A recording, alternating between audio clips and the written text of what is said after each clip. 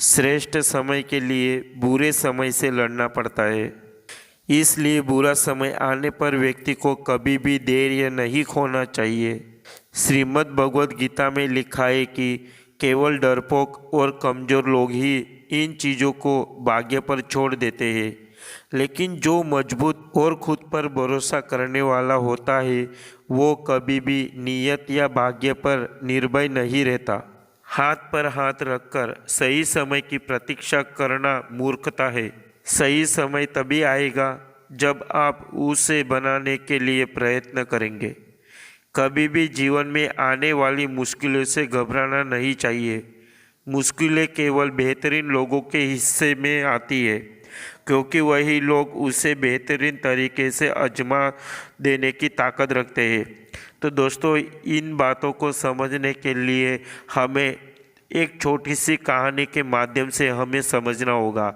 तो आइए दोस्तों, हम इन छोटी सी कहानी के माध्यम से हम समझने की कोशिश करते हैं। एक जंगल में 3 खरगोश रहते थे, जिनकी आपस में बहुत अच्छी दोस्ती थी। तीनों साथ में ही रहते थे, लेकिन तीनों के स्वभाव में बहुत अंतर था। पहला खरगोश जो भी काम करना होता था, उस काम को करने से पहले वह खूब अच्छी तरह सोच समझ लेता था और परेशानियों का आना और सामना करना उसे अच्छा नहीं लगता था। परेशानी के आते ही वह उससे बचने की कोशिश करने लगता था। दूसरा खरगोश जो भी काम करता, उस काम के लिए तुरंत फैसला ले लिया करता था।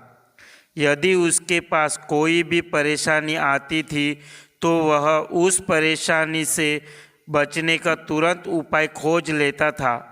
और तीसरा खरगोश अपने भाग्य पर ज़्यादा विश्वास करता था। उसका यह सोचना था कि भाग्य में जो लिखा है वह तो होकर ही रहेगा। वह अपने से ज़्यादा भाग्य पर विश्वास करता था। एक दिन 2 शिकार उस जंगल से गुजर रहे थे। उन्होंने वहाँ बहुत से खरगोश को देखा। एक शिकारी ने दूसरे से कहा, इस जंगल में तो बहुत सारे खरगोश हैं, कल आकर इनका हम शिकार करते हैं। यह बातें इन 3 खरगोश ने सुन ली थी। पहला खरगोश बोला, हमें आज ही यह जंगल छोड़ देना चाहिए और दूसरे जंगल में चले जाना चाहिए। दूसरे खरगोश ने कहा, मैं तो इस जंगल से नहीं जाऊंगा, यह जंगल ही तो मेरा घर है। आने दो 2 शिकारियों को, मैं उनसे बचने का कोई न कोई रास्ता जरूर निकालूंगा। तीसरा खरगोश ने कहा, मैं तो जीवन भर से इस जंगल में ही रह रहा हूँ, मैं जंगल छोड़कर नहीं जाऊंगा।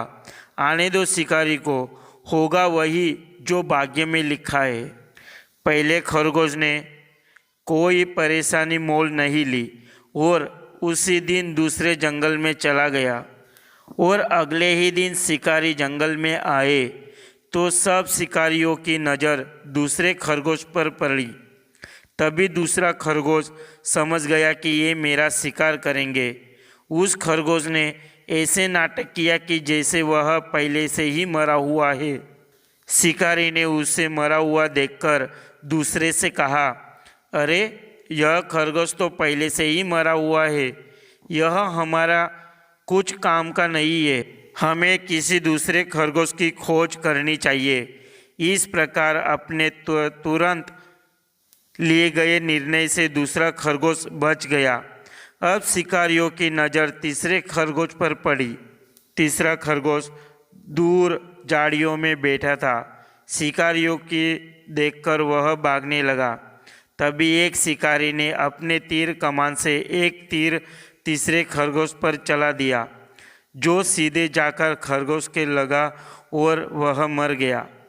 यदि हमारे जीवन में कभी परेशानी आती है तो हमें उससे डरकर दूर नहीं भागना चाहिए, बल्कि उस परेशानी को अपने जीवन का एक हिस्सा मानते हुए उसका डटकर सामना करना चाहिए। पहले खरगोश ने परेशानी को सामने देखते ही उससे डरकर भागना तय कर लिया और परेशानी के डर की वजह से उसने अपने घर घर तक छोड़ दिया जिसमें वह बचपन से रह रहा था। उसने तो परेशानी का सामना करने का विचार भी नहीं किया। इस तरह के विचार रखने वाले व्यक्ति पर जब भी कोई अचानक परेशानी आती है तो वह उसका सामना नहीं कर पाते हैं। और दूसरे खरगोश ने अपने सामने आई परेशानी का सामना किया और तुरंत फैसला लिया और वह सफल हुआ।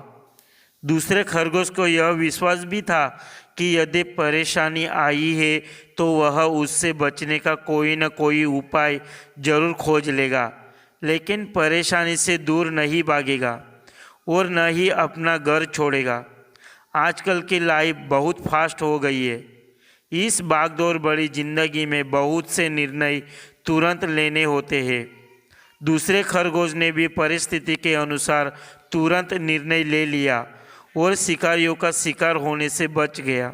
और तीसरा खरगोश भाग्य पर ज़्यादा विश्वास करता था। उसका यह सोचना था कि भाग्य में जो लिखा है वह तो होकर ही रहेगा।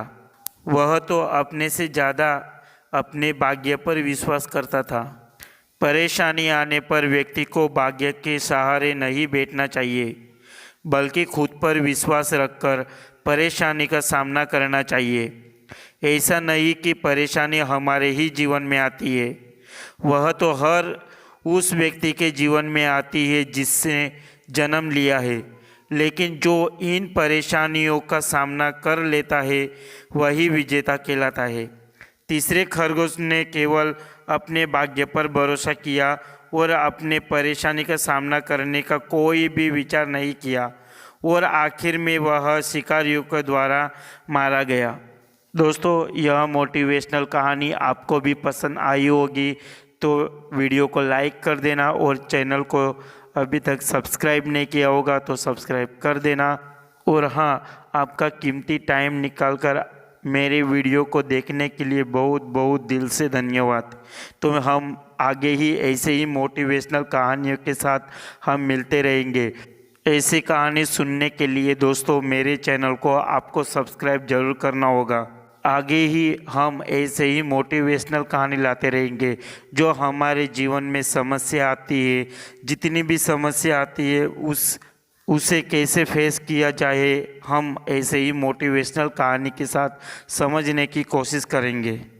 तो चलो दोस्तों, हम अगले वीडियो में मिलते हैं।